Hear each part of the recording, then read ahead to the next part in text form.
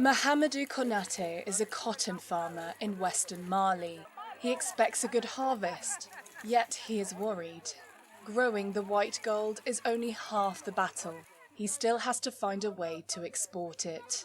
But since the West African bloc, ECOWAS, imposed a trade embargo and shut borders with Mali over its military ruler's grip on power, the cotton sector is struggling. Sanctions cause us a lot of difficulties because only 2% of the cotton is processed in Mali.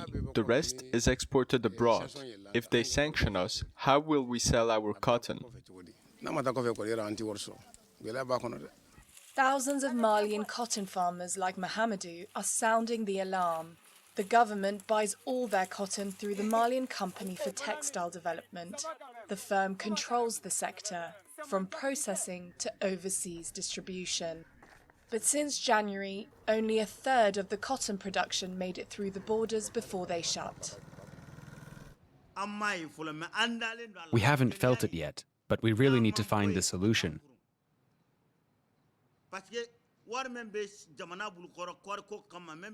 If CMDT's reserves were to run out without us being paid, it would be a disaster.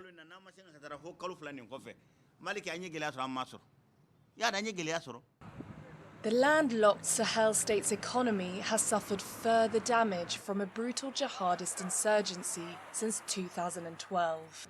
Cotton is Mali's second export after gold and a key source of foreign exchange, explains cotton sector expert Abdel Rahman.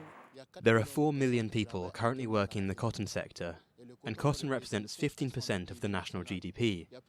There are more than 400 billion CFA francs circulating in the cotton sector in a very good season. This planting cycle is projected to produce 82,000 tonnes, compared to only 147,000 tonnes during the last one.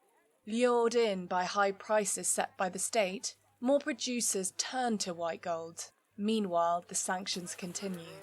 The farmers now hope the gamble will pay off.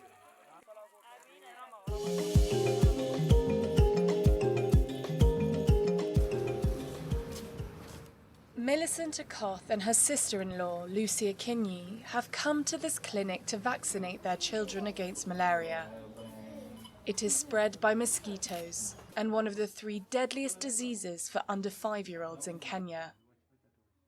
Millicent has brought her first child, Humphrey. I chose to bring my son to get vaccinated because I saw Lucy bring her children. After bringing her youngest child here, she has never had any issues with malaria, and so I brought my child to get vaccinated to be malaria-free. Kenya is one of 3 countries which started trials of a revolutionary vaccine, known as RTSS, in 2019. It was developed over 3 decades, and last year, the World Health Organization approved it for use. Before, children with malaria filled pediatric wards in Western Kenya. Not anymore. Cases have dropped by 38% compared to 2017. Since we started administering the malaria vaccine in 2019, September, we have seen a reduction on the cases of malaria. And even the children who get malaria, it's not severe. And the number of deaths out of malaria has also gone down. Lucy says the family's income stretches a lot further because the children fall less ill. The money that we used to use to take the children to hospital is now being used to buy the children food to eat. I buy milk for them to drink. The children are now happy, and we're all happy here at home. Kenya records 3.5 million cases of malaria per year and over 10,000 deaths. Dr. Simon Kariuki heads the malaria section in the Centre for Global Health Research in nearby Kisumu. He explains the wide benefits of the drop in infections. If you reduce that by 40%, then you can see the impact it will have, first of all, in the families. They will not have to spend money going to the health facilities.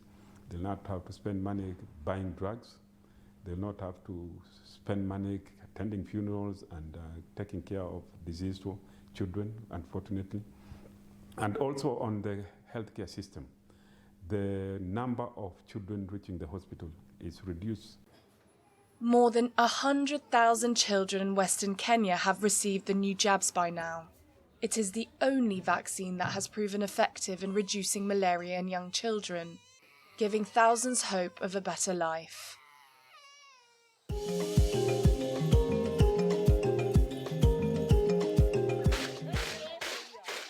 Peanuts are key for the survival of the inhabitants of Central African Republic's Paua region.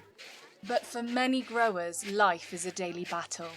A good harvest should come as good news. But to sell it, they must overcome theft, extortion, or worse, in a region where rebels and pro-government forces are at war. This year, with the insecurity, there were too many threats and thefts. We had to sell the production very quickly and at low prices. Now we lack seeds to replant. Celestine in Foro is a groundnut farmer. Celestine's harvest fills several large bags of up to 45 kilograms in just a few hours. Then they go to a secure storeroom, loaned by the humanitarian organisation Oxfam, where they are weighed and sorted. Production greatly exceeds demand in the region, which drives prices down. But the growers won't dare venture as far as the capital Bangui, some 500 kilometers away, to sell them. They fear attacks by rebel groups. Driven back from large towns, the rebels wage a guerrilla war in the countryside. We have to transport this to either Berberati, Bangui, or Buar to sell it. But as there is this threat of highway robbers, we will be forced to sell at low prices. A bag like this is sold for around $13 in Paua, as little as a third of the price in Bangui. One solution is processing the peanuts and selling them at a higher price. But extracting the oil by hand is exhausting, and the locals do not have the capital to invest in modern equipment. Processing is still at a really artisanal stage. We really need to try to support the chain and industry to develop this processing and try to create outlets. The need is great. 2/3 of the people in the region lack food, according to the World Food Programme.